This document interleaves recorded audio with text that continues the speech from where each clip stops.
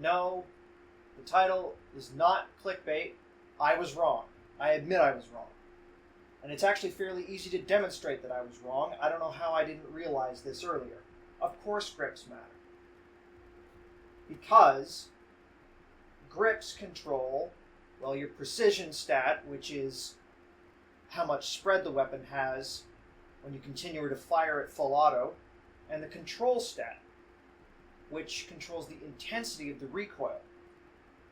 Now I said, oh, you can just control recoil with a mouse input. Well, yes, you can control it with a mouse input. But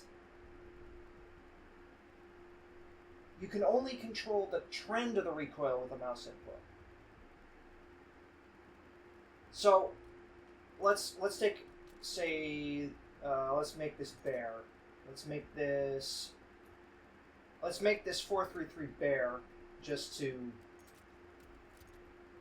make the point here. So, this is a Bear HK433.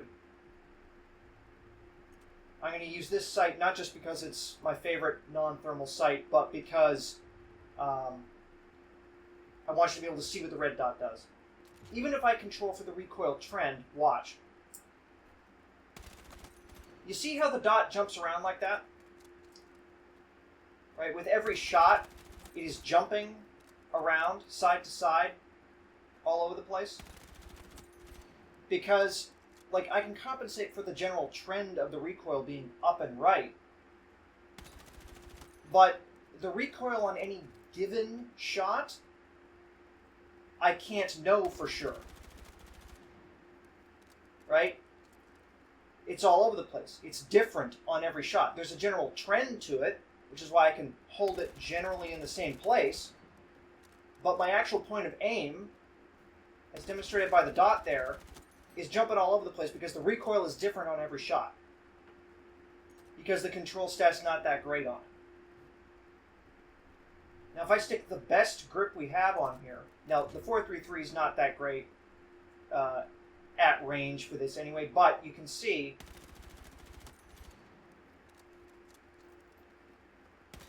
it wiggles around less. Right? So I have way fewer shots that are going completely off target. So I can still keep the shots on target even while the dot's wiggling around down there. And you know, sometimes on some shots it still jerks off, but not as often, right? And then you got guns like, well, the one I'm working on right now, the AEK here, which you can see it has a very high base control stat. It's 57 with nothing on it. It doesn't have a lot of variation in its recoil shot to shot.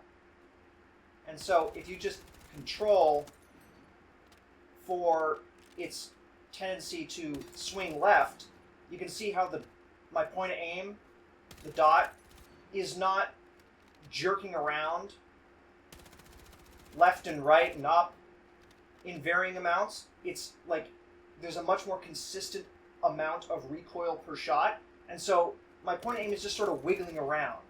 It's not jerking around all over the place, and therefore it's very easy to keep the gun on target because all I have to do is compensate for the trend of the recoil. Which is why the AEK is such a laser beam. Right?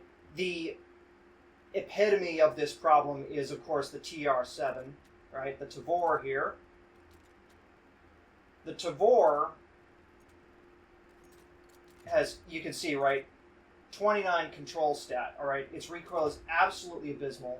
And if I fall out of this thing, look at how that point of aim is jumping around all over the fucking place. Like, look at that. It's just...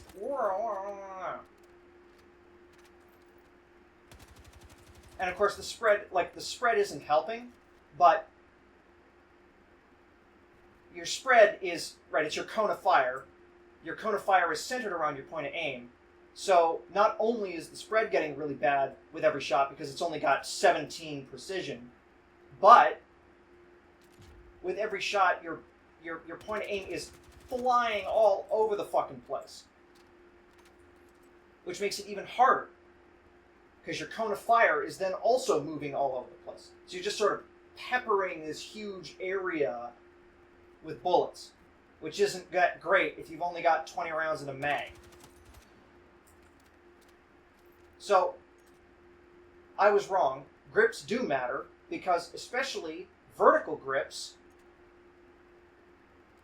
increase your precision, so they decrease your spread, and they increase your control stat, which decreases the amount of recoil you get, which is what causes a gun like the 4-3 to go from going all over the place to kind of wiggling around, you know?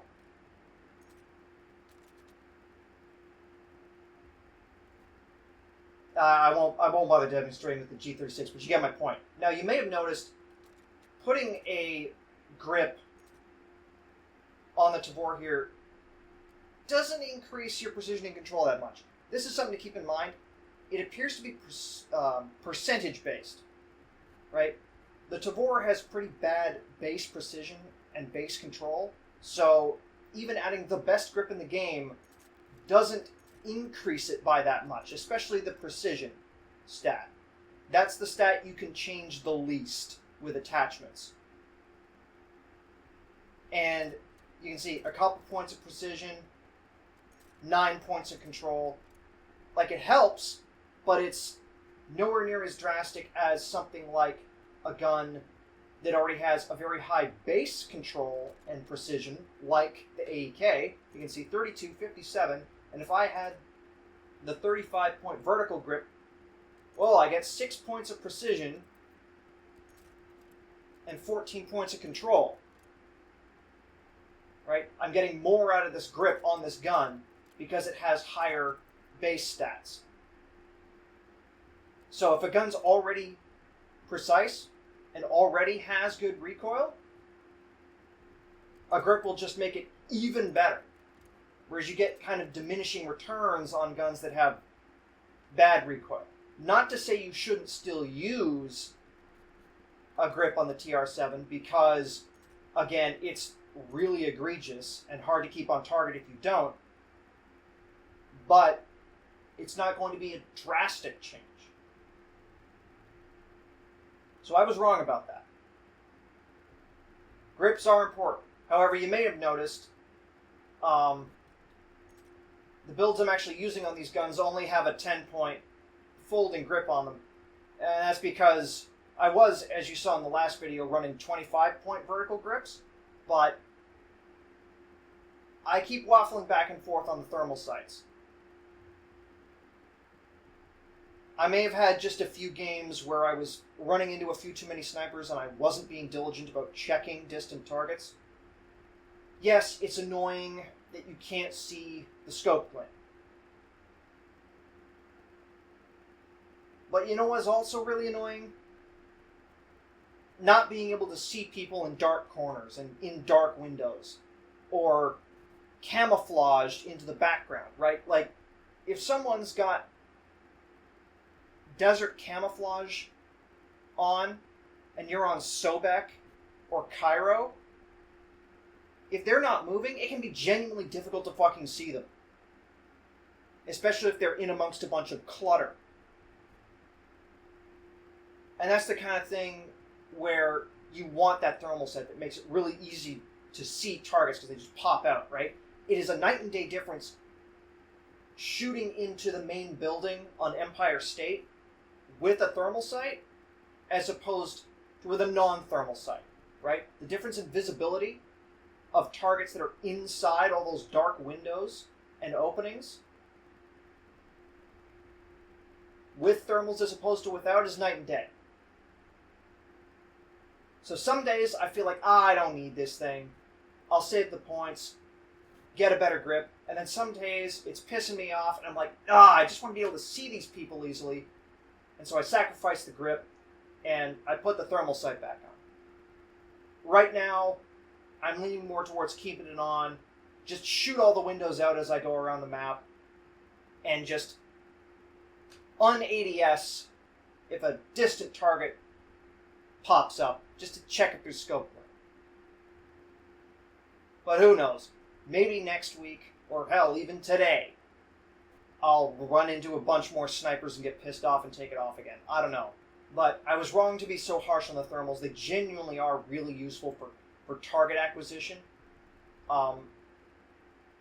Because camouflage is so effective in this game, like it actually does work. You can actually blend into the environment by selecting an appropriate camouflage. And the thermals really help with counteracting that. A few other points of order. I have the new handgun unlocked, the 357 Magnum. I love it. I've switched to it. I said, I'm not sure if the rate of fire is enough to recommend it. It has a sooner damage drop-off. I failed to account for the fact that, yes, it can equip a laser, but this is a revolver. You can't put a suppressor on this or anything. So there's no point in trying to be stealthy with it. So there's no reason to not put the 20-point green laser on there and get an 80 hipfire stat. Which is amazing. So you combine that with the fact it has a faster rate of fire and a bigger cylinder. I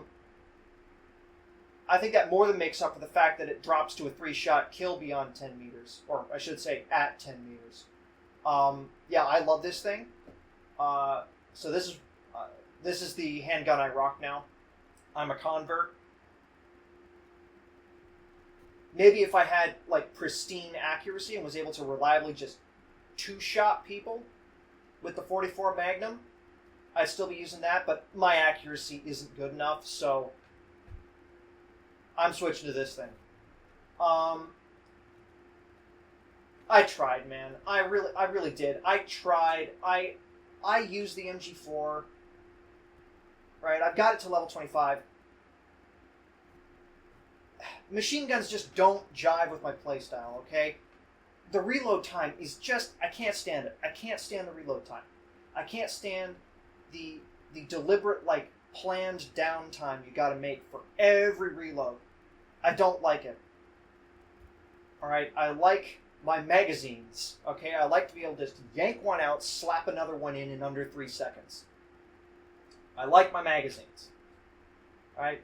That's why I like 416, because it's not really a machine gun. It's got a magazine, right? Right now I'm just working on... The RPK here is also a magazine weapon, right? It's a LMGized AKM. I'm just working on getting the attachments to give it the short barrel. I've already got the 30-round magazine. I just need to give it the short barrel to turn it back into an AKM, sort of. And other than that, yeah, ask other people about machine gun recommendations. I just don't have fun using them. They're just not my thing. Also, after, getting to level 50 with the 1014 with the Benelli, I went back to the Mossberg here, and it's so dramatic, the difference in one-hit kill distance. It's kind of crazy. I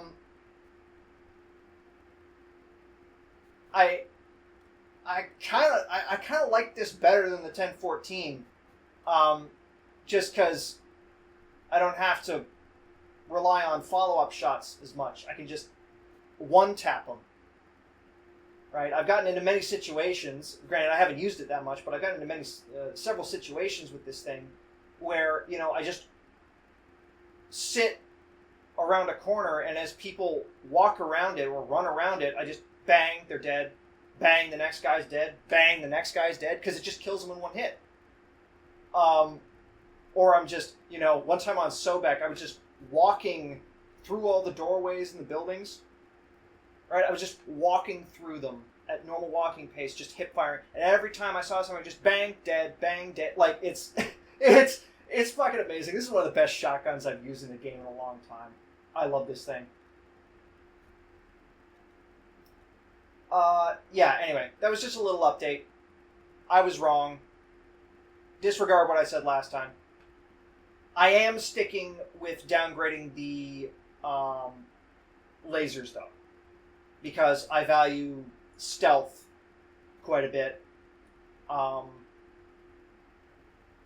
So, for the same reason I use an expensive, 30-point suppressor instead of just using a flash hider and using those points on something like a better vertical grip, I spend it on the suppressor because I value being able to stay off the minimap and hit people without them realizing where I am. Same with the laser. You can micromanage the laser, but I just don't feel like doing it. So, I'm sticking with that change. But I'm going back on my thermal condemnation, and I was wrong about the grips. I'm going to make a separate video about, specific gun build archetypes. That'll be coming up next. I wanted to separate those two because they're two completely different topics, so I want to give each video a completely different title. So, watch out for that. Till next time.